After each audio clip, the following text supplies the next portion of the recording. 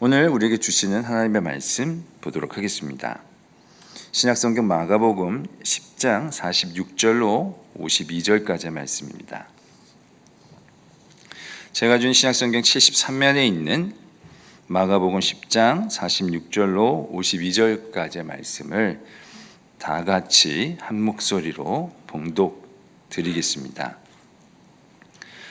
그리고 여리고에 이르렀더니 예수께서 제자들과 허다한 무리와 함께 여리고에서 나가실 때에 디메디오의 아들인 맹인 거지 바디메오가 길가에 앉았다가 나사렛 예수시란 말을 듣고 소리질러 이르되 다윗의 자손 예수여 나를 불쌍히 여기소서 하거늘 많은 사람이 꾸짖어 잠잠하라 하되 그가 더 크게 소리질러 이르되 다윗의 자손이여 나를 불쌍히 여기소서 하는지라.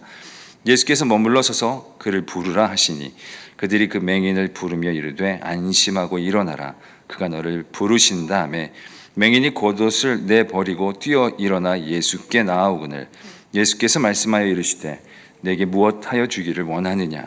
맹인이 이르되 선생님이여 보기를 원하나이다. 예수께서 이르시되 가라 내 믿음이 너를 구원하였느니라 하시니 그가 곧 보게 되어 예수를 길에서 따르니라. 아멘. 하나님의 말씀입니다. 신자의 삶을 다양한 방식으로 표현할 수 있을 것입니다. 그러나 이렇게도 표현할 수 있을 것 같은데요. 신자의 삶이란 다름 아닌 그리스도 예수를 따르는 삶이라고요. 우리는 그리스도 예수를 따르는 자로 이 땅을 살아가는 그리스도인들이고 신자들이죠. 이 주제에 오늘 이 본문을 가지고 함께 은혜의 말씀을 나눌 수 있기를 간절히 원합니다. 오늘 읽은 이 본문의 스토리를 가만히 읽어보면요, 오늘 이 사건은 예수님께서 여리고 성에서의 모든 사역을 다 마치시고 이제 여리고 지역을 떠나가실 때 일어난 사건으로 보여집니다. 우리가 방금 읽었던 본문 46절을 한번 보시죠. 46절을 보시면요, 그들이 여리고에 이르렀더니 예수께서 제자들과 허다한 무리와 함께 여리고에서 나가실 때에 라고 기록을 합니다. 여리고에서의 모든 사역들이 이제 다 끝이 나고 여리고 지역을 떠나가시는 바로 그 시점이라는 것입니다. 그런데 그때 누구를 만나게 되어집니까? 다시 46절 말미 부분을 보게 되시면 길에 앉아있는 디메오의 아들 그리고 맹인 거지 바디메오를 만나게 되어집니다. 성경은 그를 소개하기를 제일 먼저 디메오의 아들이라고 소개를 합니다. 그의 아버지가 디메오라는 것이죠. 근데 그는 앞을 보지 못하는 맹인이었습니다. 앞을 보지 못하니까 무슨 일을 할 수 있겠습니까? 그저 구걸하는 거지였다는 것입니다. 이 아무도 그를 인간으로 취급해 주지를 않습니다. 하여 그에게는 이름조차 없었죠. 바디메오, 이름이 아니라는 것은 다 알고 계시죠? 바가 아들이라는 뜻입니다. 그러니까 바디메오 하면 디메오의 아들이라고 하는 것입니다. 이름이 불리워지지 않는다는 것은 참으로 비참한 일이죠. 그는 이 땅 가운데서 가장 초라하고 가장 밑바닥 인생을 살아가는 한 존재였습니다. 그런데 그런 존재를 구주 예수 그리스도가 오늘 만나 주시는 것이죠. 여기서 잠깐 생뚱맞은 질문 하나를 여러분께 드려볼까요?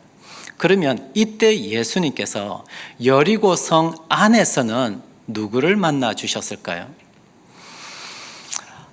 여리고 성 안에서는 누구를 만나 주셨을까요? 제가 말씀드리면 여러분들이 이미 다 알고 있는 인물인데요. 누가복음 19장 1절과 2절을 한번 보시죠. 누가복음 19장 1절과 2절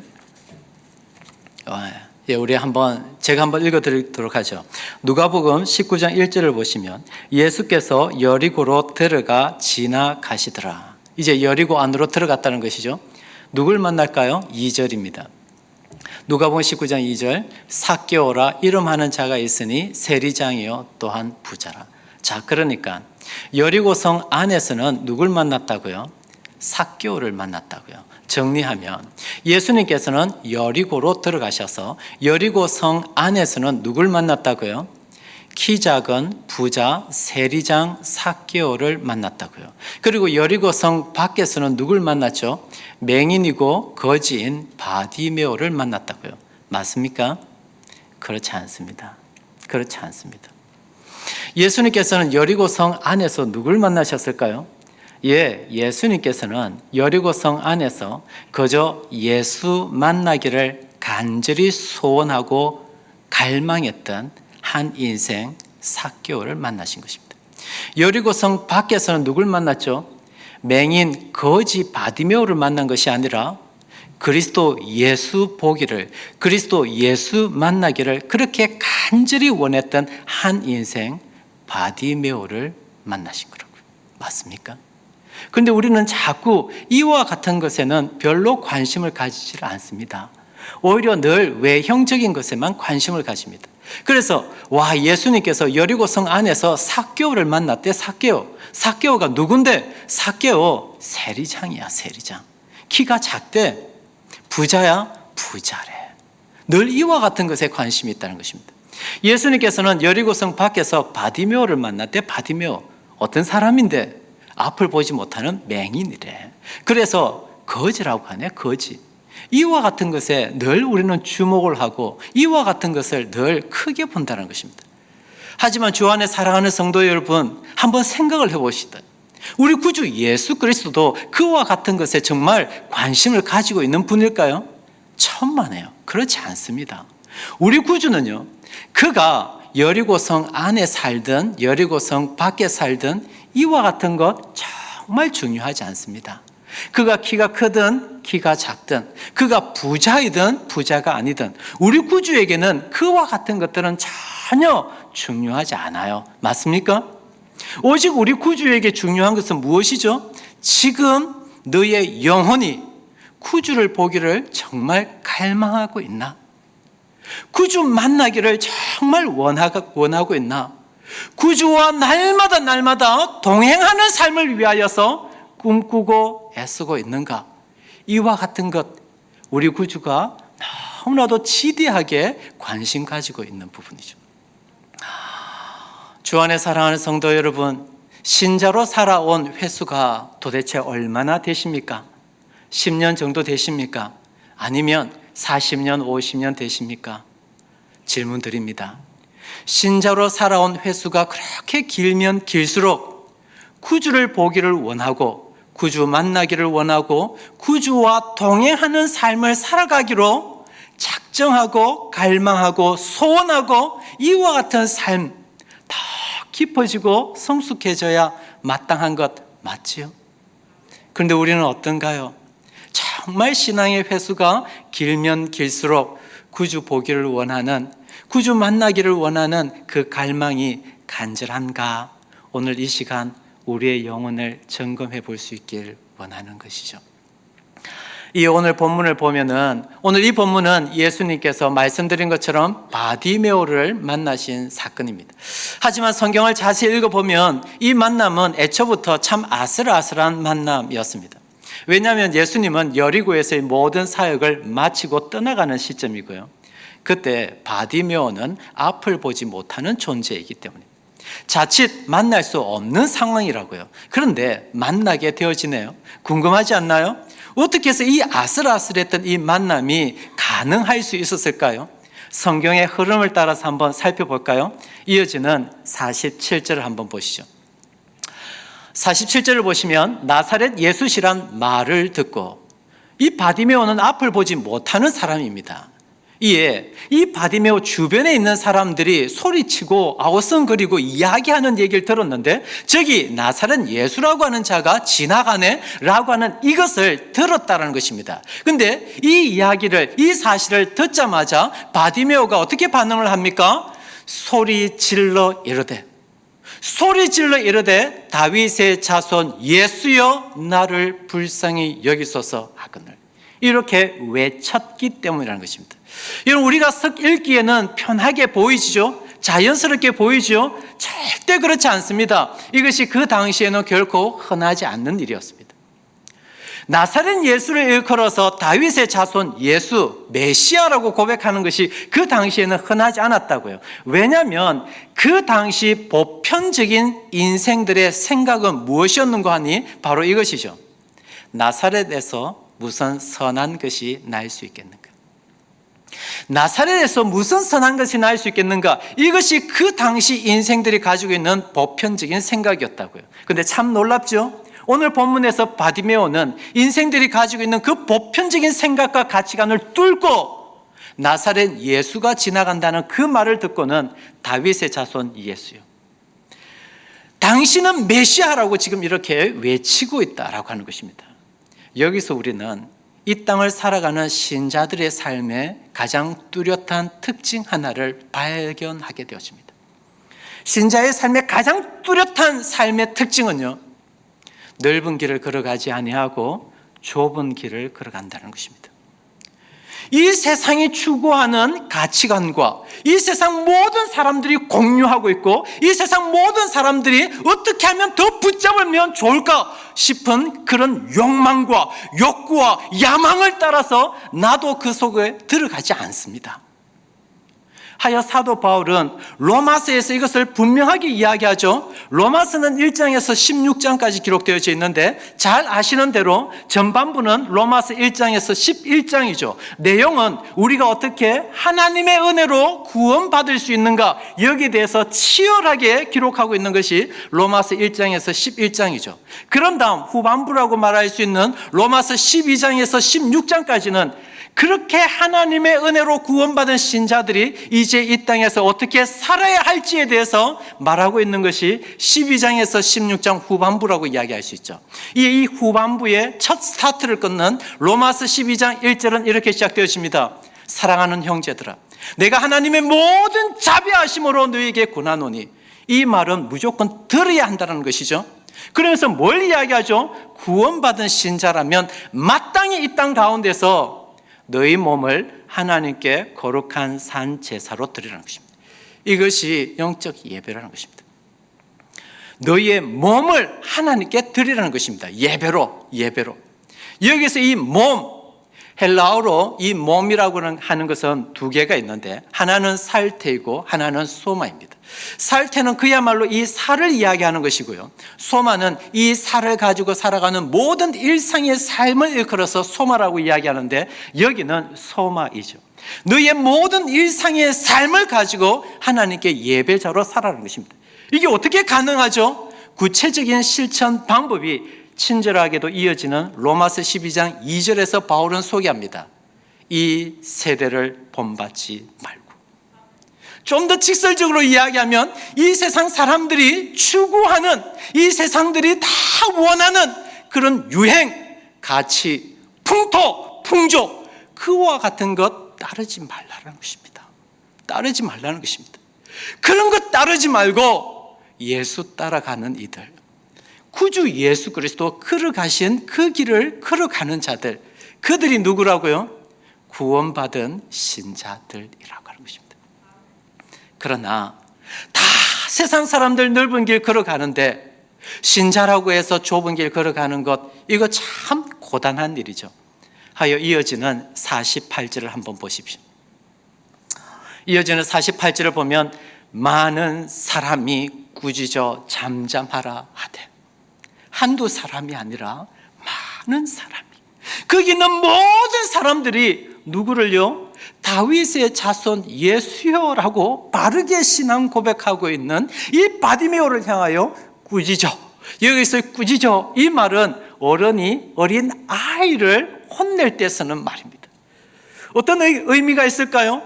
앞도 보지 못하는 이 부정하고 저주받은 자가 뭘 그렇게 소리를 질러 조용해! 입 다물어. 지금 그렇게 혼을 내고 있다는 것입니다. 주 안에 사랑하는 성도 여러분, 꼭 기억하십시오. 신자의 삶을 살기 위하여 남들 다 걸어가는 넓은 길을 거절하고 좁은 길을 걸어갈 때 결코 세상 사람들은 우리를 칭찬하지 않습니다.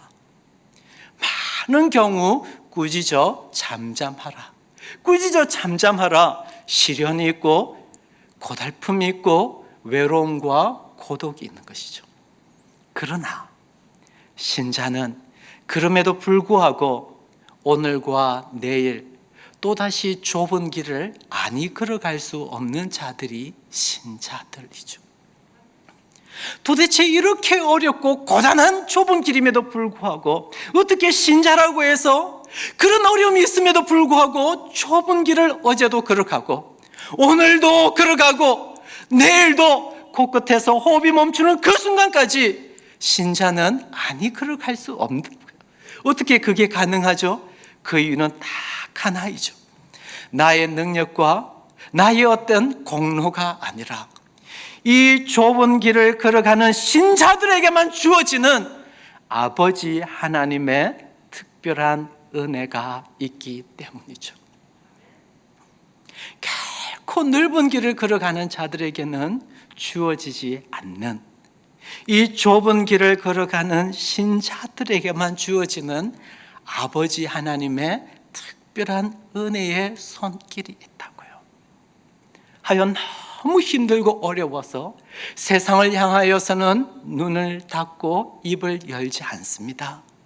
자주자주 아무도 없지만 아버지 계시는 기도의 골방으로 신자는 하여 들어갈 수밖에 없죠. 그리고 그 기도의 골방에서 무릎을 꿇고 아뢰입니다. 아버지, 아버지. 그 순간 나를 찾아오는 아버지의 특별한 그 손길을 누립니다. 주 안에 사랑하는 성도 여러분, 이것이야말로 이 땅을 살아가는 신자들이 만끽하고 경험할 수 있는 예수 믿는 맛이라고 하는 것이죠. 이것이 예수 믿는 맛이지, 이것 외에 세상의 그 무엇으로 무슨 예수 믿는 맛을 누릴 수 있단 말입니까? 오랫동안 신자의 삶을 살아오신 주 안에 사랑하는 성도 여러분, 여러분에게는 이 예수 믿는 맛을 손으로 만지듯이 날마다 주님과 동행하는 성도들 맞지요? 이에 여러분 많은 고난이 있을 때 여러분 염려하지 마십시오. 그런데 깊이 생각해 보면 이와 같은 고난이야말로 진짜 기회 아닙니까? 기회. 어떤 기회입니까? 내가 신자 맞구나, 이것을 드러낼 수 있고 확인할 수 있는 기회라고요. 여기 물컵이 이렇게 있네요. 여기 물이 있는지 없는지 여러분들이 어떻게 확인할 수 있을까요? 쉽습니다. 제가 이 물컵을 조금만 흔들어 보면 됩니다. 이 물컵을 조금만 흔들어 보면 물이 있으면 물이 넘치겠죠. 흔들어도 넘치는 물이 없으면 비어 있는 것이죠. 우리가 진짜 신자인지 아닌지 어떻게 알 수 있을까요? 평탄할 때 알 길이 없습니다. 우리의 삶의 기반이 조금만 흔들려, 우리의 인생이 조금만 흔들려 보면 알게 돼요. 진짜 신자인지 아닌지. 산상수훈의 제 끝에 예수님께서 이걸 말씀하시잖아요. 똑같은 재질, 똑같은 디자인으로 지어진 두 개의 집이 있어요. 평탄할 때 아무 표가 없어요. 그런데 비가 내리고 창수가 내리고 바람이 부니까 어떻게 됩니까? 모래로 지은 집은 흔적도 없이 사라져 버립니다. 그러나 반석 위에 지은 집은요, 끄떡이 없어요. 진 위를 구분하는 것은 이와 같은 고난이죠. 지금 여러분에게 어떠한 삶의 고난이 있습니까? 기회이죠. 여러분이 참된 신자임을 밝히 드러낼 수 있는 기회이죠. 이에 그런 고난이 있을 때 바디메오는 어떻게 합니까? 우리 다시 한 번 더 48절을 한번 보시죠. 많은 사람이 꾸짖어 잠잠하라 하되, 이제부터 중요하니까 같이 한번 읽죠. 시작. 그가 더욱 크게 소리질러 이르되 다윗의 자손이여 나를 불쌍히 여기소서 하는지라. 저는 이 48절에서 너무나도 저의 가슴을 치고 너무 좋은 한 구절이 있어요. 48절을 다시 한번 유심히 보십시오. 뭐라고 이야기합니까? 그가 더욱 크게 소리질러 이르되. 한번 따라서 할까요? 그가 더욱 크게 소리질러 이르되. 여러분, 우리 이렇게 살아가요. 많은 사람이 꾸짖어 잠잠하라 할 때 포기하지 말고, 예수 믿어도 별 수 없네, 예배를 그렇게 드려도 이런 일이 있는 거 보니까 별 수 없네, 그런 소리 하지 말고 어떻게 하면 된다고요? 더욱 크게 소리 지르다고요. 아버지, 아버지, 은혜를 주시옵소서. 더욱 크게 소리 지르는 성도 되시길 원해요. 그 모습을 보고 우리 구주가 이제 부릅니다. 49절 같이 한번 읽죠. 49절 시작. 예수께서 머물러 서서 그를 부르라 하시니 그들이 그 맹인을 부르며 이르되 안심하고 일어나라, 그가 너를 부르신다. 구주가 부르시는 것이죠. 그래서 이제 구주와 바디메오의 만남이 이루어집니다. 설교 초반부에 이미 말씀드렸습니다. 사실 예수님과 바디메오는 만나기 참 아슬아슬한 만남이었다고요. 자칫 잘못하면 만날 수 없는 그런 상황이었다고요. 그런데도 어떻게 만날 수 있게 되었습니까? 우리는 믿음으로 이것을 다 이미 고백하고 알고 있습니다. 뭘 믿음으로 고백하고 알고 있는 거 하니? 사실 예수님은 전지전능하신 하나님이지 않습니까? 전지전능하신 하나님이신 예수님은 여리고 성 안으로 들어가면 삭개오를 만날 거라는 것을 예수님은 아셨을까요? 몰랐을까요? 아셨죠. 아실 뿐만 아니라 이미 작정하셨겠죠. 자, 그럼 질문이요. 예수님께서 여리고 성 밖으로 가면 맹인이고 거지인 바디메오를 만날 거라는 사실을 아셨을까요? 몰랐을까요? 아셨죠. 아실 뿐만 아니라 작정하셨을 거라고요. 맞습니까? 그런데도 참 희한하죠. 성경은 그런 식으로 기록하지 않습니다. 예수님과 바디메오의 이 만남, 또 누가복음 19장에 나오는 예수님과 삭개오의 이 만남은 마치 이 삭개오와 바디메오의 애씀과 수고가 있었기 때문에 예수님을 만날 수 있게 된 것처럼 성경은 기록하고 있다는 것입니다. 이게 참 흥미로운 주제입니다. 왜 성경은 이런 식으로 기록을 할까요? 정말 그렇지 않습니까? 삭개오가 어떻게 예수님을 만나게 되었죠? 성경을 읽어보세요. 예수가 지나간다는 말을 듣고 삭개오가 뛰어갑니다. 근데 많은 사람들이 애워싸고 있네요. 그래서 어떻게 하죠? 삭개오가 어디로 올라갑니까? 뽕나무 위에 올라가요. 그래서 예수를 만났다는 것입니다. 오늘 본문에서 바디메오와의 만남도요, 어떻게 해서 이 만남이 이루어졌죠? 바디메오가 크게 소리질러 외쳤다는 것입니다. 그래서 예수님과의 만남이 성사되어진 것처럼 성경은 기록을 합니다.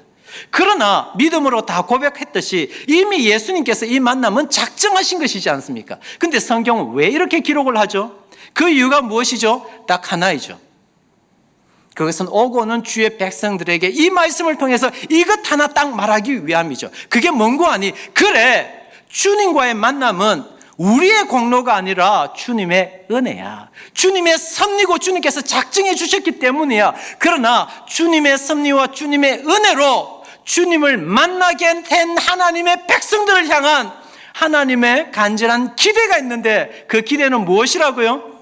이 삭개오처럼, 이 바디메오처럼 날마다 구주 보기를, 구주 만나기를, 구주와 동행하기를 애쓰고 수고하는 이와 같은 삶을 살아가라는 것입니다. 우리 구주가 원하는 그거라는 것입니다. 이게 실제로 이제 구체적으로 50절을 보면 이 바디메오가 예수 만나기 위해서 어떻게 달려가는지 성경은 기록합니다. 50절입니다. 맹인이, 재미있죠? 바디메오라고 기록하지 않습니다. 맹인이라고 기록합니다. 앞을 보지 못하는 이 맹인이요, 이제 예수 만나기 위하여 어떻게 가죠? 세 단계입니다. 첫 번째, 겉옷을 내버리고. 앞을 보지 못하는 이 맹인은 길에서 먹고 자는 사람입니다. 많은 사람들이 그에게 저주도 한다고요. 그럴 때마다 이 맹인을 보호해주는 유일한 것이 있다면 겉옷 아니었겠습니까? 침을 뱉고 저주할 때마다 겉옷을 가지고 자기를 보호했겠죠. 밤이면 얼마나 추울까요? 비가 오면 얼마나 추울까요? 그때 자기를 보호해주는 유일한 보호막이 있다면 겉옷이었을 텐데, 예수 만나러 갈 때 무엇을 버려요? 겉옷을 내버려요. 그리고 두 번째는요, 맹인이 예수 만나기 위해 뛰어 일어나라고 이야기합니다. 질문 드립니다. 맹인이 뛰는 장면을 보신 적이 있습니까? 맹인이 달리는 모습을 보신 적 있습니까? 맹인은 달리지 않습니다. 뛰지 않습니다. 왜요? 보지를 못하니까요. 근데 그가 예수 만나기 위하여 뛰어 일어나 달렸다고 이야기하네요. 넘어졌을까요? 상상을 해보자고요. 자빠졌을까요? 넘어지고 자빠졌겠죠. 그걸 보고 사람들은 깔깔거렸겠죠. 저 맹인이 보지도 못하면서 뛰고 달리다가 자빠졌네? 웃기구나. 깔깔거렸을 거라고요. 그러나 그럼에도 불구하고 포기하지 않고 세 단계입니다. 맹인이 예수께 나오거늘. 예수께 나오거늘. 뭡니까? 점점 예수께로 더 가까이 나아가더라는 것입니다. 이게 우리의 삶이 되기를 원해요. 어제보다 오늘 예수께 더 가까이 나아가면 돼요. 많은 걸 가지지 않아도 되잖아요. 높은 데 오르지 않아도 돼요. 우리 구주는 그런 거 중요하게 보지 않으니까요. 그저 어제보다 오늘 주께로 더 가까이 나아가고, 오늘보다 내일 주께로 더 가까이 나아가고, 이게 예수 믿는 신자의 삶이죠. 이런 신자의 삶으로 살아가는 우리 모두가 될 수 있길 구주 예수 그리스도 이름으로 축복합니다. 우리 한번 기도할까요? 오늘 말씀을 기억하며 우리 이 시간 한번 결단하는 기도를 잠시만 한번 올려드리죠. 주님, 주님을 바라보고 주님을 만나고 주님과 동행하는 삶을 갈망합니다. 간절히 소망합니다. 어제보다 오늘 주께로 더 가까이 나아가고, 오늘보다 내일 주께로 더 가까이 나아가고, 주님 부르시는 그날, 예, 저 여기 왔어요 말하면 되잖아요. 그렇게 그저 하루하루 살아가는 그런 신자의 삶 살아가자고요. 주님, 그런 삶 살아가기를 원합니다. 우리 목사님 나오기까지 우리 같이 한번 결단하는 기도 한번 올려드리죠. 기도하겠습니다.